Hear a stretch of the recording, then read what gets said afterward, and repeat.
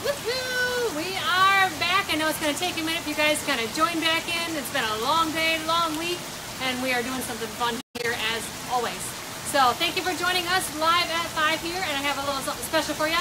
And we had some really unique kind of eels or eel-like creatures, and we'll get into that why there's not such a freshwater eel concept. So I've got some neat stuff to show you. Hopefully you're joining in. Let's start with this concept. So you hear a lot freshwater eels, tire track eels, fire eels, snowflake eels. Are they really truly eels? Not so much. They don't belong to that family or even that order. So when you hear a term freshwater eel, it's eel-like fish. When they refer to that, they're talking about more of the European eels. Even things like the electric eel down in South America actually more resembles things closer to your catfish rather than a true eel. So the animals I'm talking about today really aren't true eels. There's only, I think, 1 or 2 true freshwater eels, and even then they go into saltwater to lay their eggs and spawn and come back up to fresh. So I will be showing off eel-like fish to you today, and I will leave the best for last. We're going to start with some things that I think are really unique in the aquarium. Is one of my favorites I kind of touched on in the last live was the dojo loach. So I know you're northern people, I'm a northern girl, and I was so sad to see these guys kind of get banned in certain states, but banned for good reason because they're very cool water tolerant. And there's many different morphs of them, different color morphs. I love their personality. This is a great fish to get into. And of all the loaches, it's one of the hardiest. It has small scales. All your loaches are not going to be critters that you really want to start your aquarium with. Whether they have small scales or a completely scaleless animal, they're still going to be a sensitive animal. These guys are native to Southeast Asia, mostly in that region, Thailand, Myanmar, Borneo, Singapore, kind of that area. So they're going to be a sensitive critter. Oftentimes when they shift in, they take some time to kind of settle in and are prone to bacterial infections as well as parasitic infections. So if you have a brand new tank, a brand new setup, you really want to steer clear of these guys until you make sure that your ammonia, nitrates have all checked out. And then check out with your local fish store which one is going to be best for your size aquarium, which one is not going to eat your fellow friends in your fish tank. That's no good. And once you're past that, once you're through those hurdles, you know, I'm going to show off some fish that there's one for every size tank, even up to the big boys, down to the little guys. So I'm going to start off with dojo loaches. Come on over here. This big long Latin name that none of us ever use because we know them as dojo loaches or ornamental loaches. These guys are Japanese weather loaches. I love this fish, and I can't tell you, one of the big reasons I was super excited to move to Florida is because I can have this fish. These guys are actually very cool water tolerant. They can actually tolerate down to, the low 50s, and that is why they are banned in some of the northern states, is because they can just about winter over. But native to Eastern Asia and Central China, really they are widespread up into the cooler areas of those countries. And you can see they're just a fascinating little critter, completely endearing. And one reason I wanted to show these guys off is their personality. Before they were put on the list up in Michigan, we were able to keep these guys. They have a longer lifespan in cooler water. So better kept in a cooler tank. Basement tanks are great up there, or if you're down here in South Florida, you want to stick these guys around 64 to 68. They're going to thrive better and have that longer lifespan. They've got these adorable little bristles on their faces, the feelers down, you can see them cruising through, that they use to kind of forage throughout the aquarium. And what I love about them, the whole loach group and the eel group, for the most part, the loaches love to be in groups. So if you see these guys in the aquarium store, get more than one. And you're going to be much happier you did, because they're going to be a lot less shy, much more out and about, and much more likely to come out and do their little show, and can be completely entertaining. The really fun things about your dojo loaches is they're also called the weather loach for a reason, because they can sense barometric pressure, which I just think is really super cool. So depending on if there's a storm coming in or whatever's going on, if there's a storm, they're going to kind of stand on their nose up to frantic swimming and really kind of tell you what's going on with the weather. So very unique critter, tons of personality. When I owned these guys, I had a big group of them in with my goldfish. So oftentimes it's very difficult to find an animal that fits in with goldfish. This is one of them. Their biggest challenge is making sure that you have an absolutely clean aquarium, making sure you're doing your water changes, because they don't tolerate poor water chemistry at all. So great fish for goldfish, great fish for danios. They're not heavy predatory. They will munch on some snails and here and there, but we've talked about snail problems before. If you have an infestation, it's probably due to some poor water chemistry. So you'd want to make sure you have your water checks before you add these guys if you're using them simply for snail control. For the guys here, for the people that can get these guys, this is a great critter, great fish to keep. I think it's faster for kids than heck adults too, because they are so darn endearing. we'll actually kind of pan over here. Here's your golden dojo loach. Yes, they come in albino. Look at these guys. And these guys are kind of on the small side. You know, they can actually reach about 12 inches. They're typically, yeah, right in the eels. I know, I'm sorry, Green Bay Aquarium. Hey, Carrie, how you doing? Yeah, I know, we did catch dojos in the Hillsborough River. That's why they are banned. Yeah, so fantastic critter. I know, sorry, Green Bay, you can't have these guys. You'll have to move to Florida if you want them. There you go. So we're talking about them being albino. They can reach about 6 inches. Actually, they can get about 12 inches. I personally have never seen a 12-inch dojo loach. So, you know, as I was kind of starting to keep these guys, then they went on the list where we could not get them, which honestly is a responsible decision for the states. So I understand why they made that decision, because we need to be responsible and keep our waterways healthy and keep the native fish healthy as well. So kudos for that. This is a fish I think that deserve having that list put on them. So for those of you guys, you'll just have to move down here. Yes. All right, next. Haley, if you are watching, this one is for you. I know your daughter just turned 1. One of my coworkers at Bruce Pets was Haley, and she absolutely could not get enough of this silly fish. Come on down here. So another one from Southeast Asia. This is your horse-faced loach. I was really happy to be able to show these guys to you because I never understood, Haley, why you like this animal, because they saw our big horse-faced loach in our aquarium, in our display tank, about once a year. And she would get so excited to tell you that this horse-faced loach came out. But you know what? This is a really, really unique animal. Check this guy out. He's got these big, endearing eyes right at the top of his head. He's going to sift out through sand. You know, that's kind of what he did in the wild. He's going to sift through the sand bed, finding crustaceans, finding worms in the sand to eat. And again, this is a fish that enjoys being in a community. You can kind of see him huddling back there. Going to be kind of on the shy side, so be careful what you put them with. Again, not highly predatory. Going to be something that's going to be relatively peaceful, like your dojo loach. So I still think it's a great animal to consider adding, especially if you have a well-planted aquarium. If it's a new plant aquarium, you do want to kind of hold off, let those plants settle in, because these guys are going to dig. They like to live in soft substrate. You know, some of the plant substrates are great. They have that real soft soil. Or if you've got sand, these guys are going to love it. What's really, really fun about them is they'll peek out with their little eyeballs, check you out, and then zip back down in. Something to also be very aware of with this animal is he's going to be one heck of an escape artist. He's got that skinny little body that he can fit through all sorts of filter tubes, and you're going to think you've got it completely covered, and you don't. Cover every hole on your aquarium, because these guys are going to find a way out. But other than that, this is a great fish to consider.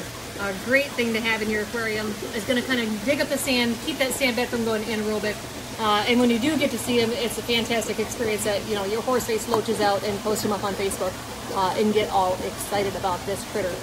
Now in the wild, this guy's going to reach about 12 inches, but honestly the biggest one I've seen, and we had him for quite a while, about 8 to 10 years, is the one that I owned, was about 7 inches. So I personally have not seen one that large as well. Maybe some of you guys have out there. But this guy, for the most part, plan on a 4 to 6 inch fish within reason, knowing that they can actually get larger than that. Again, not going to tolerate poor water chemistry at all. So you want to make sure you have a well-established aquarium, no ammonia, no nitrite.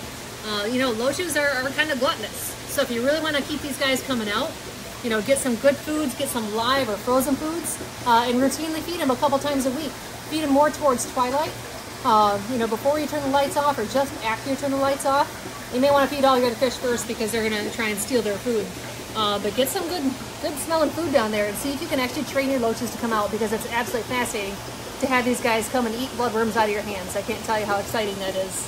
The dojos may actually be more apt to come out and do something like that, where your horse faces aren't going to be quite as nosy.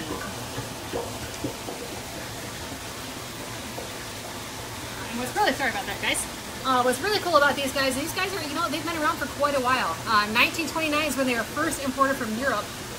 And, you know, it's kind of a thought that the specimens we see now may even be from an undescribed area. That the first animal was described by a holotype, and that means that there was a single specimen in the wild that someone described these animals as, and has kind of gone from there. So there's quite a bit of research and quite a bit of study actually going into each one of these guys and saying, are they truly a different species? Are they all the same species? Was a holotype really the original animal that you can see on there? Now they're all coming. They're not camera shy. Look at that. You know, so a fish you really don't think much of, a fish you've heard, you know, many times. Yes, I'll show a bisher, Jonathan.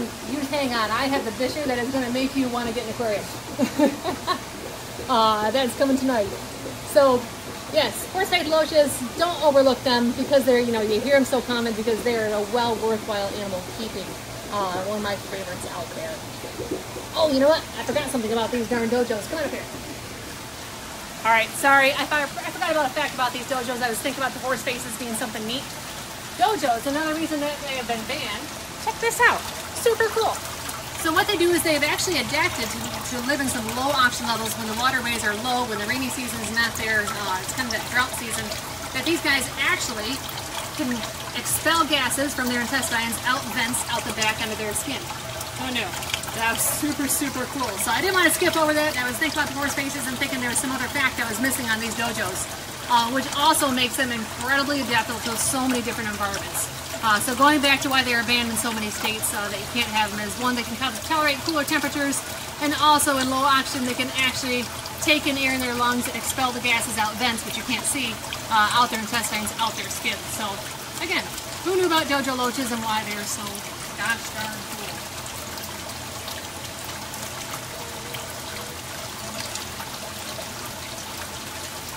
Alright, we've got the dojos, we've got the horse faces, let's go see the coolies. I know we have to just move the coolies over here. Check out these guys. Everybody knows these guys. So there's a banded coolie, and then there's your black coolie. Honestly, there's many more Kuhli Loaches than that. I'm going to move this up. There we go. There you go. Get your black Kuhli Loaches. I know, they're kind of worm-like. And I think loaches kind of have a bad rap. You know, loaches and eels that I'm going to show off kind of have that stigma of being that kind of snake-like, eel-like. You know, I've shown them to customers before. They look at them and they go, oh, heck no, I'm not keeping that. I encourage you to take a look at them. Check them out because their personings are so well worth it. Coolies are going to be from much warmer waters. They don't have nearly the temperature tolerance of your dojos and are definitely best kept in a larger community setting. Very friendly loach. This is a great loach for a 10-gallon. I'd hesitate to put them in a 5. They do get, you know, some size to them. Not so much that they can't be in a 5-gallon tank, but the water chemistry, keeping that absolutely pristine so these animals don't fall prone to parasitic infections, bacterial infections. Again, not an animal that tolerates ammonium nitrite or high nitrates. So that's why I say a 5-gallon really is kind of pushing it unless you're an avid hobbyist. You've got a, you know, really good grasp-fed water chemistry and keeping that tank pristine. Yeah, I'd say get them in there. The one thing I'd be concerned with is some decorations that these guys can get up in, that they get stuck. So if you've got some fake decor in there, castles and UFOs and all those other fun things you find in the aquarium store, be sure that there's not places that these little critters can't go up in, get stuck in, and not be able to get back out. They're a little bit more shy. This is going to be a nocturnal feeder. So again, you know, if you want to train these guys to come out, get a really good smelling food, you know, get something that's got some frozen food or a smelly freeze-dried food you can stick down in there. And I will tell you, the smorgasbord will come out. It's like ringing the dinner bell. Probably one of the funnest things I did in the aquarium shop was to put a food tab in there and tell the customer to wait. Just check it out. And this army of Kuhli Loaches would come over and completely bombard that tablet. So, very fun fish to own. Well worth it. I know you said that this is one of your first fish you've ever owned, Michael. Yes, I'll flip this. I'm reading your comments here. Wasn't sure the quality is on the eel. Yeah. I'm reading your guys' comments there. So coolies, fascinating thing about them breeding is that, you know, they're not super simple to breed. They have bred in captivity. Is that they're kind of egg scatterers, and what makes them challenging to breed is that they lay their eggs up in floating plant roots. So again, each loach is going to have their own individual personality, going to have their own individual care. And honestly, I love with this hobby is you can take it as far as you want. You want to be a Kuhli Loach breeder and find out every niche thing about them. It's fantastic, and this is a great fish to get into. I just absolutely love these guys. I'm just going to kind of like to watch them. Alright, you guys want to see the Polypterus next, or you guys want to see my tire track, well, not tire track, eels next? I got any winners out there? They're eels, so they're not really. Alright. I got no vote on that. I'm going to save this bad boy for last because he doesn't really fit into my my eel-like concept here. Alright. Now normally I wouldn't feature something kind of, I don't want to say simple, but this is the largest zebra eel I have ever seen. So maybe some of your monster fish keepers out there, some of you guys that go on shop hopping and have seen some bigger ones, check these guys out. Holy cow. Look at this bad boy. Look at him. I say bad boy, but there's really not an easy way to tell male from female. Sometimes as they start breeding, the females will get plumper and kind of bulk up a little bit. But other than that, these guys are pretty simple. Look at their faces. I just love them. So this is this guy. There you go. Myanmar, Indonesia. These guys are going to kind of hang out in your slower moving rivers, your sandy bottoms. And I really, really like this for bigger tanks. So this guy's going to be big. A good solid 18 inches, if not larger than that. Yeah, they're very beautiful, aren't they? And again, going to be a little bit more of a shy creature to eat. But, you know, most fish, especially once they adapt to captivity, will start to come out and start to feed very, very easily. Bloodworms, blackworms, anything you got that's going to be stinky. Look at them coming up. They're already begging for food. And take these guys along. You know, these guys are going to start coming out. So this is kind of from your spiny eels. They're from the, you know, Macronatus genus, which is going to be your large jaw. That is exactly what that means. There you go. Hi, buddy. This is going to be your spinies. Not to be confused with the Masticembulus. There's the Masticembulae family that these guys are all kind of part of. There you go. Now you can start to see those big monsters coming out. I know! Collies are coming next, I promise. Hey there, Capil. Feel free to comment. This is kind of your arena too. Look at this guy, those little nose. So again, not very aggressive. You know, this guy, I would say, is going to be an opportunistic eater. You can see he's got a good sized mouth on him, so anything small is not going to be safe for this eel. So if you've got small things like black neons, survey tetras, I'd be a little concerned. Even like, you know, black skirt tetras, he may not be able to actually fit in his mouth. But at night, when he comes out to forage, it's going to be something that he's going to actually maybe potentially try and eat. So keeping them with larger animals that require similar water chemistry. Sorry, I moved his water chemistry thing there. There you go. You know, so I think if you go on bigger tetras, you know, even rainbows, gentle cichlids that aren't going to pick on them would be fantastic. You can see they really kind of have that true eel-like behavior, kind of, you know, that true eel-like kind of movement. And what really separates them is you can see their tail really well. Eels are going to have a fin that wraps all the way around. It's completely connected. Where these eel-like fish that we're showing off are going to have that separated tail and many of the things that truly separate them if you really want to count down to the spiny rays on their backs that also is part of what makes them different from a true eel. I'm reading your a rookie mistake. Uh-oh, what happened, Michael? Hey, Scott McLaughlin! I missed your aquatic experience. Gosh darn it. One of these days we are going to meet. Hopefully you're over at OCA right now, having a good time with my cichlid buddies. I'm showing off some eel-like fish, so hopefully you're enjoying that. We're kind of towards the tail end of it, because I saved the best two for last, Scott, and I think I've got one that is going to ring your bell. Alright. So, same. We've got, you know, your spiny eels, the zebra spiny eels in the same genus. I was super, super excited to see these guys come in because a lot of times they come in small. This is the Borneo Python Eel. So they're going to be a much, much more shy animal and an extremely rare eel in the hobby. And they came in beautiful. We have a good group of them. They're chunky. They've got good weight. They're eating, and they can't wait to go home to your tanks. Check this out. Look at the pattern on this fish. It's just absolutely stunning. Show me, show me, show me. This is one of them, Scott, and I'll show you the flippers next. So here's your Borneo Python Eel. I love that pattern on them. These guys are going to spend a lot of times more in the sand beds, the slow-moving rivers, and kind of in the leaf litter. And you can see that pattern on them, that they've got that really, really unique pattern that actually looks like leaves hanging out in the wild as well. I know they're hiding right behind this tag, aren't they? Now this is going to be a definite, you know, more nocturnal feeder. And I love how the genus kind of breaks down into Macronanthus right here. Macro means large or big, Nanthus means mouth. Because this rostrum is actually modified. He's got a longer mouth than your typical eel-like fish.